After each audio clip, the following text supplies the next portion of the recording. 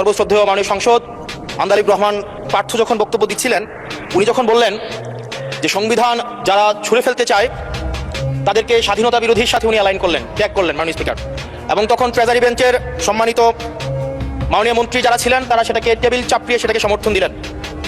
মাননীয় স্পিকার, গণতন্ত্রের জন্য যিনি আপোষহীন লড়াই করে গিয়েছেন বেগম জিয়া, উনি বলেছিলেন যেদিন জনতার সরকার প্রতিষ্ঠিত হবে, যেদিন এই পার্লামেন্ট জনতার সরকারের কাছে যাবে, এদিন এই সংবিধানকে ছুঁড়ে ফেলা হবে।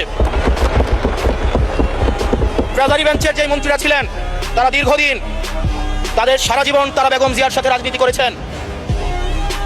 এই সংবিধান ছুঁড়ে ফেলার সাথে স্বাধীনতা যুদ্ধাপরাধীর অ্যালাইন করার যেটার হাততালি তারা দিয়েছেন, সেটির মধ্য দিয়ে বেগম জিয়াকে তারা মূলত হচ্ছে অপমান করেছেন কিনা তারা সেটা ভেবে দেখবেন।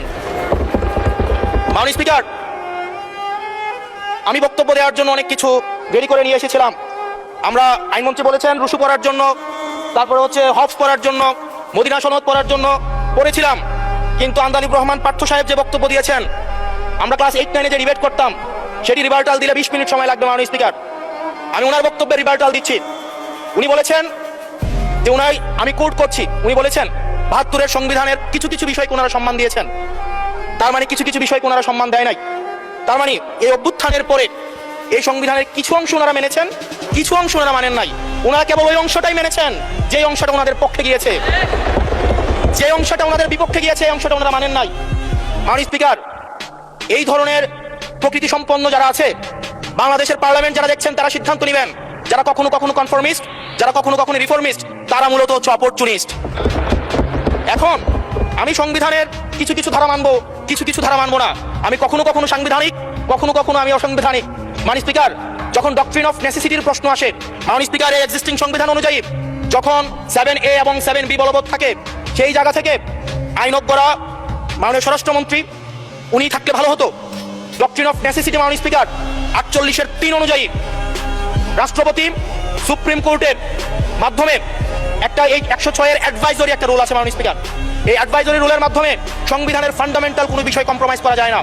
মাননীয় স্পিকার, যদি আমি এই সংবিধান মানি তাহলে এই অন্তর্বর্তীকালীন সরকারের বৈধতা প্রশ্নবিদ্ধ হয়। মাননীয় স্পিকার, মাননীয় স্পিকার, যদি এই সংবিধানকে আমি ধারণ করতে চাই, মেনে চলতে চাই, সেদিন 64 বিধি অনুযায়ী অ্যাটর্নি জেনারেল নিয়োগ দেওয়া হয়েছিল 6 আগস্ট। মাননীয় স্পিকার, এই সংসদে প্রশ্ন রাখতে চাই, তৎকালীন বর্তমান রাষ্ট্রপতি চুপ্পু, তখন বলা হয়েছে অ্যাটর্নি জেনারেল নিয়োগ দেওয়ার ক্ষেত্রে প্রধানমন্ত্রীর সাথে আলোচনা করতে হবে। সেদিন কোন প্রধানমন্ত্রীর সাথে আলোচনা করা হয়েছিল সেটা আমাদেরকে অ্যাটর্নি জেনারেল জানাবেন। আমাদেরকে অ্যাটর্নি জেনারেল জানাবেন যেই হিয়ারিংটা হয়েছিল এই হিয়ারিং এ উনি উপস্থিত ছিলেন কিনা। তখনকার সময় যিনি প্রধান বিচারপতি ছিলেন ওবায়দুল হক, তিনি তখন কোথায় ছিলেন, সেই রায়ের কপিটা আমরা দেখতে চাই। মাননীয় স্পিকার, মাননীয় স্পিকার, আপনি যখন বেগম জিয়াকে 6 আগস্ট সর্বপ্রথম ছাত্র জনতা যখন সিদ্ধান্ত নিয়েছিল আর এক মুহূর্ত বেগম জিয়াকে কারাগারে থাকতে দিবে না, বেগম জিয়াকে রাষ্ট্রপতির আদেশের মধ্য দিয়ে বেগম জিয়াকে সেদিনই হচ্ছে কারাগার থেকে যে জুলুমের মধ্যে রাখা হয়েছিল সেটা থেকে ছাত্র জনতার রায়ের মধ্য দিয়ে সেখান থেকে বের করে আনা হয়েছিল। মাননীয় স্পিকার, যদি এই সংবিধানকে বাইবেল ধরে নেই, এই সংবিধানকে যদি গসপেল ধরে নেই, এই গসপেলের পুরোহিত অনুযায়ী যেভাবে ভ্যাটিকান সিটি চলে সেটা যদি আমরা ধরে নেই, তাহলে মাননীয় স্পিকার, সেদিন বেগম জিয়া জেল থেকে বের হতে পারেন না। মাননীয় স্পিকার, মাননীয় স্পিকার, সেদিন বেগম জিয়া জেল থেকে বের হয়েছিল অভ্যুত্থানের জনরায়ের ভিত্তিতে। মাননীয় স্পিকার, মাননীয় স্পিকার, আপনারা বলছেন আপনারা ঠিক সেই জায়গায় আপনারা সংবিধানকে আপনারা মানছেন যেই জায়গায় সংবিধান থেকে আপনারা বেনিফিটেড হবেন। মাননীয় স্পিকার, গ্রামের ভাষায় কথা আছে, বলতে চাই না যে গাং পার হইলে মাঝি কোন দুলা ভাই। ছাত্ররা, আপনাদের নেতা কর্মীরা গত 17 বছর ধান খেতে ঘুমাইতে হয়েছে, ত্যাগ তিতিক্ষার মধ্য দিয়ে যেতে হয়েছে। মহাসচিব কান্না করে বলেছে তাদের নেতা কর্মীরা ঢাকায় এসে রিক্সা চালিয়ে জীবন নির্বাহ করতে।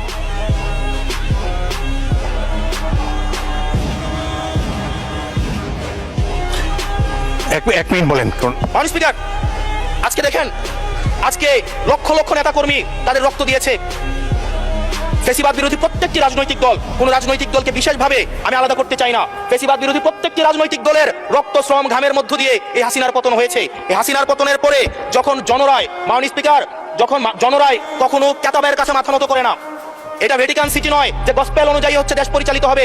68% জনগণ তারা সিদ্ধান্ত জানিয়ে দিয়েছে এই সংবিধানের যেই বেসিক স্ট্রাকচারাল জায়গায় কোন জায়গাগুলোতে রিফরমেশন আনতে হবে। মাননীয় স্পিকার, আন্দালিব রহমান পার্থ সাহেব বলেছেন যে অর্ডারে নাকি হচ্ছে সংবিধান সংস্কার পরিষদের গঠনটা নাই। উনি যদি একটু পরিশ্রম করতেন, জাস্ট একটা পাতা উল্টাইতেন, একটা পাতা পরেই বলা হয়েছে সংবিধান সংস্কার পরিষদ গঠন যদি হেজল যুক্ত ধন্যবাদ মাননীয় সদস্য, ধন্যবাদ।